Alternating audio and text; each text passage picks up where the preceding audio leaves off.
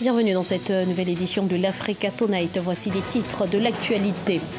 Au Togo, l'opposition ne relâche pas la pression sur le gouvernement. Malgré les mesures d'apaisement annoncées ce mardi, les manifestations ont repris dans plusieurs villes du pays pour réclamer le retour à la Constitution de 1992. 28,16 milliards de dollars, c'est le montant du budget 2018 présenté ce 7 novembre par le président nigérian Muhammadu Buhari. Un budget record en hausse de 16% par rapport à celui de l'année en cours. Et puis, doté d'immenses atouts naturels, la République démocratique du Congo peine à attirer les visiteurs. Pour changer la donne, les autorités misent sur le numérique. Un gros plan dans ce journal. Au Togo, les mesures d'apaisement décidées par le gouvernement n'ont pas produit l'effet escompté. L'opposition est retournée dans les rues de Lomé et de l'intérieur du pays ce mardi. Le credo reste le même, le retour à la Constitution de 1992. Reportage d'Emefa Kofi, notre correspondante au Togo. Fidèles à leur revendication qui est le départ du président Faure Gnassingbé, les manifestants de l'opposition ont de nouveau investi les rues de Lomé et de l'intérieur du Togo. La marche du 7 novembre se tient alors que la veille, le gouvernement togolais a annoncé une série de mesures visant à calmer la tension politique. Il s'agit de la libération de 42 personnes arrêtées lors des dernières manifestations de l'opposition, la restitution des motocyclettes saisies et la levée des mesures de contrôle judiciaire contre le chef de file de l'opposition dans la procédure des incendies des grands marchés de Lomé et de Kara. L'ouverture d'un dialogue dans les prochains jours est aussi annoncée, des mesures qui sont loin de convaincre. Le régime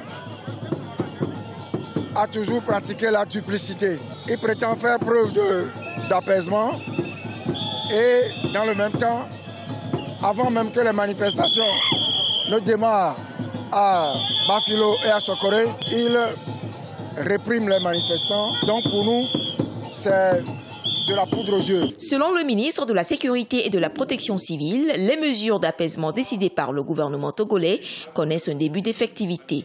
S'agissant des heurts qui ont émaillé la ville de Sokodé et Bafilo à l'intérieur du pays ce 7 novembre, les marches dans ces localités n'étaient pas autorisées. Les derniers événements, c'est le 16 octobre, où, à l'issue de l'interpellation de l'imam, 2 militaires en faction ont été tués, leur armement emporté.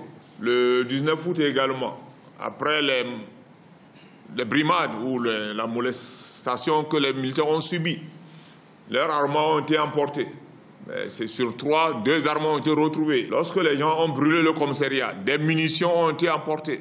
Si nous arrivons à retrouver les armes, ils peuvent manifester du 1er janvier au 31 décembre. Jusqu'au 9 novembre, les contestations contre le pouvoir vont se poursuivre dans les rues. L'opposition, elle, accepte de dialoguer avec le gouvernement seulement sur les conditions du départ du président Faure Gnassingbé. Pour l'heure, aucune date de ces pourparlers n'a été annoncée. Après des mois de récession, le Nigeria vient de renouer avec la croissance économique et est décidé à maintenir le cap. C'est donc un budget record qui a été présenté pour l'exercice 2018 ce 7 novembre par le président Muhammadu Buhari. Il est estimé à 8 600 milliards de naira, soit plus de 28 milliards de dollars. On fait le point tout de suite avec Ashley Duprat. Consolider les réalisations des budgets précédents et faciliter la reprise économique du Nigeria, tel est l'objectif du budget de 2018. Estimé à 8 600 milliards de naira, il est en hausse de 16% en comparaison avec celui approuvé de 2017. Un budget qui s'inscrit dans la lancée de l'ERPG, plan pour la relance de l'économie nigériane voté en avril 2017. Le plan en lui-même, qui est un plan qui a été concocté en binôme avec la BAD, est un plan qui nécessite beaucoup d'argent. Donc c'est un peu normal que ce budget soit vu à la hausse pour justement répondre aux défis du plan de l'ERPG que le président Buhari avait annoncé en avril. Un plan aussi ambitieux, aussi stratégique pour l'une, sinon la première économie du continent. Boko Haram, la corruption ou encore la chute du baril de pétrole et du naira, autant de facteurs qui ont plongé la première puissance africaine dans une récession en août 2016. Plus d'un an après, le Nigeria sort peu à peu de cette zone de turbulence économique. Toutefois, pour ce pays qui tire 70% de ses revenus de l'exploitation pétrolière, pour concrétiser un tel budget, l'heure est à la diversification économique. Le Nigeria n'a pas intérêt à se priver, en tout cas, des milliards qui seraient tirés d'autres secteurs, par exemple le secteur de l'agriculture. Le Nigeria est un pays qui consomme beaucoup, mais importe beaucoup. Créer des zones de transformation permettrait au Nigeria d'avoir des recettes un peu plus conséquentes du fait des exportations qui vont plus ou moins croître. L'optimisme économique nigérian est motivé par des prévisions plutôt rassurantes. En 2018, la croissance est attendue à 3,5% avec une inflation en baisse de 12,5% contre 15% en 2017. La production pétrolière devrait également connaître une hausse, passant à 2,3 millions de barils par jour. Comment lutter contre le gaspillage alimentaire? Eh bien, Oscar Eponimo semble avoir trouvé la solution. Ce jeune ingénieur nigérian vient de mettre au point Strawberry, une application qui permet de redistribuer des aliments dans un état où près de 43 000 personnes sont en situation de quasi-famine. Ashley Duprat. Décidé à lutter contre la faim, Oscar Eponimo a créé en 2013 l'application Strawberry. Un rêve d'enfant pour cet ingénieur en informatique qui a lui-même connu la malnutrition. Je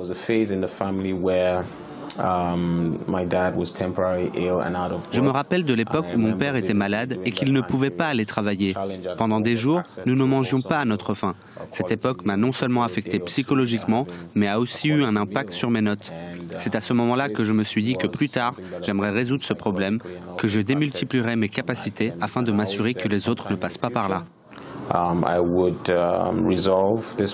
L'application Strawberry permet aux commerçants de faire des dons de produits comme des céréales, de l'huile de cuisson et du lait en poudre. Aucun produit n'est gaspillé, pour la plus grande satisfaction des quelques 300 personnes qui utilisent régulièrement l'application. Comme je ne travaille pas, il m'est très difficile de trouver de quoi nourrir ma famille. L'application me permet aujourd'hui de nourrir mes enfants et je pense que les choses iront mieux pour moi désormais. En 2016, l'application a obtenu le prix Rolex, un prix qui récompense l'esprit d'entreprise. Grâce à cette récompense, Oscar Eponimo compte améliorer son application et élargir son projet en y associant de nouveaux commerçants partenaires. La République démocratique du Congo à la conquête du monde avec ses 9 parcs nationaux, ses réserves naturelles ou encore son climat idéal. Le pays dispose de nombreux attraits.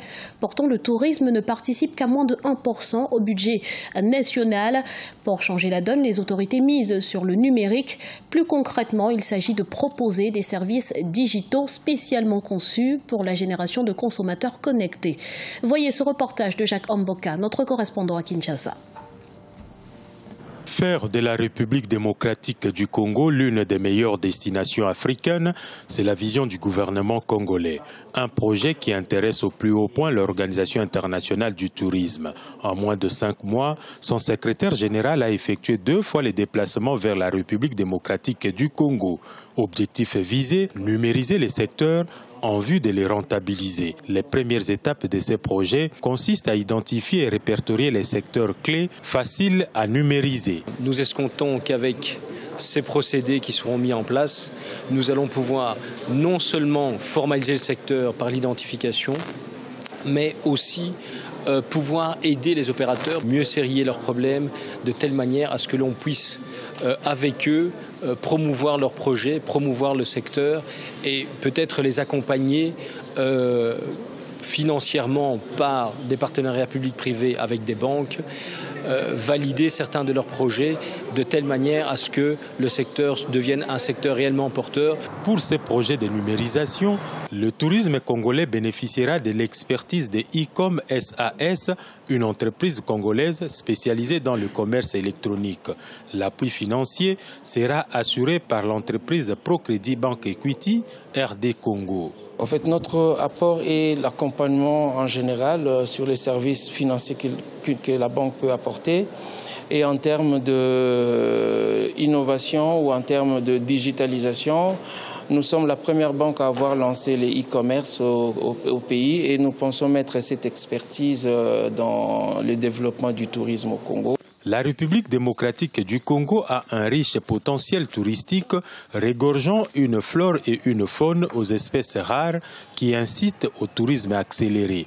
Le parc de Virunga, par exemple, connaît une croissance des visiteurs dont plus de 77 000 durant l'année 2016.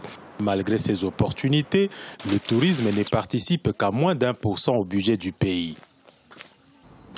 Un mot de sport à présent. La Tunisie se prépare activement pour la Coupe du Monde de basket 2019. La sélection a battu l'équipe portugaise de division 1, Bayern RC, 84-54 ce mardi en match amical. Elle affrontera 4 autres équipes portugaises toujours en match amical avant de se rendre au Cameroun pour disputer le premier tournoi qualificatif pour le mondial face à la sélection locale.